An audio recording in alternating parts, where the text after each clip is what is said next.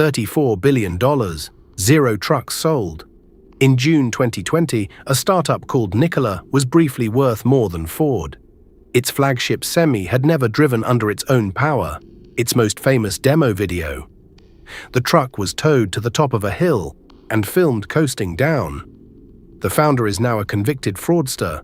This is how a downhill roll bought a $34 billion valuation. Salt Lake City, 2014. A 32-year-old entrepreneur named Trevor Milton launches a company. He calls it Nikola, after the first name of an inventor whose last name another startup already took. The pitch? Hydrogen fuel cell Class 8 semi-trucks.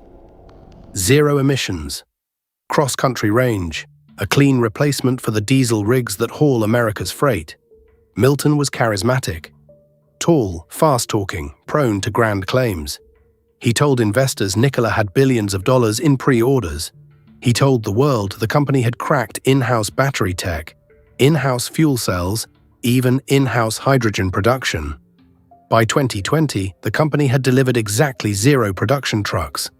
But on YouTube, on Twitter, on stage, at investor conferences, the vision sold. Hydrogen was the future. Tesla owned passenger cars. Nikola would own freight. And Trevor Milton, the founder, explained, was the man with the patents, the partnerships, and the prototypes to make it real.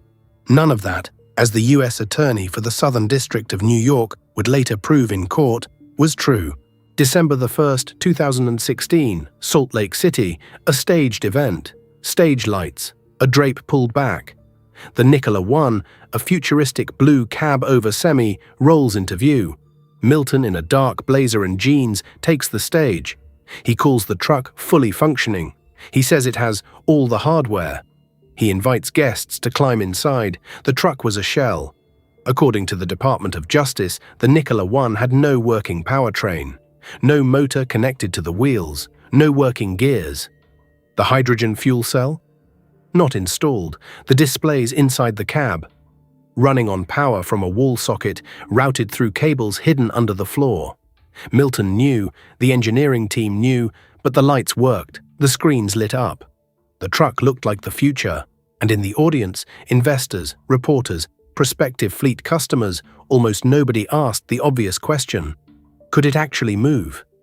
The answer in December 2016 was no, not under its own power, not at all. The Nikola 1 was a prop, a very expensive prop, and the company had just told the world it was a working truck. 2 years later, January 2018, Nikola posts a slick promo video to its channel. Title: Nikola 1 in motion. The footage is gorgeous.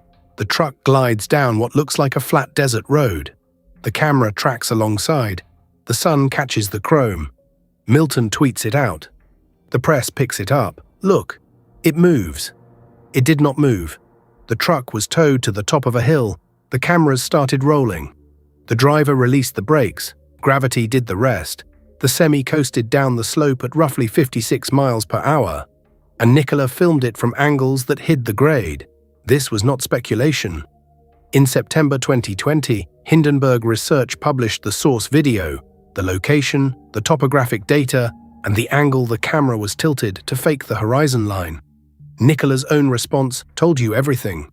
The company conceded, in a statement to Bloomberg, that the truck was in motion, not driving under its own power. A semantic dodge. The video showed a truck rolling downhill.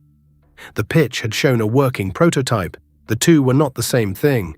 June 4, 2020, Nikola goes public, not through a traditional IPO, but by merging with a special-purpose acquisition company called VectoIQ.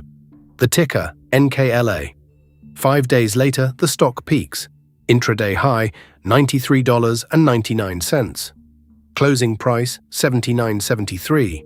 Implied valuation, roughly $34 billion. For one trading session, Nikola was worth more than Ford Motor Company, a 117-year-old industrial that built nearly 4 million vehicles the year before. Ford's market cap that week, around $29 billion. Nikola's product revenue, 0. No trucks shipped, no paying customers. Then it got bigger. September 8, 2020.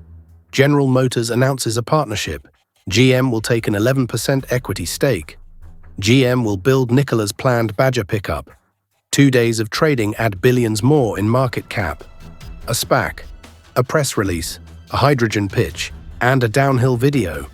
Wall Street had paid $34 billion for a company that, by its own internal records, did not yet have a working truck. September 10, 2020, 48 hours after the GM deal. Hindenburg Research publishes a 67-page report. The title, Nikola, How to Parlay an Ocean of Lies into a Partnership with the Largest Auto OEM in America. The report is forensic. The rolling truck video, the non-functional unveiling, the fabricated in-house tech. Text messages, photographs, former employee statements. The stock collapses. NKLA loses roughly 40% of its value in 2 weeks. September 20th, Milton resigns as executive chairman. November, GM scraps the equity stake. The Badger pickup is cancelled. The Securities and Exchange Commission opens a probe. The U.S. Attorney for the Southern District of New York opens a criminal investigation. One short seller report, 10 days. The $34 billion valuation cuts in half. Then in half again.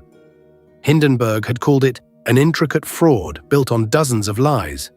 Federal prosecutors were about to agree. July 29, 2021, Milton is indicted. 2 counts of securities fraud, 1 count of wire fraud. December 2021, Nikola Corporation settles with the SEC for $125 million. October 14, 2022, a Manhattan jury convicts Milton on 1 count of securities fraud and 2 counts of wire fraud. The lies, prosecutors said, were about the truck, the video, the in-house tech, the hydrogen, the reservations, everything. December 2023, 4 years in federal prison, a $1 million fine. A separate arbitration orders him to pay Nikola $165 million. February 19, 2025, Nikola files for Chapter 11 bankruptcy. March 28, 2025, President Trump pardons Trevor Milton. The truck never worked. The shareholders lost billions. The founder walked. Next on Forensic Files and Fortunes, subscribe.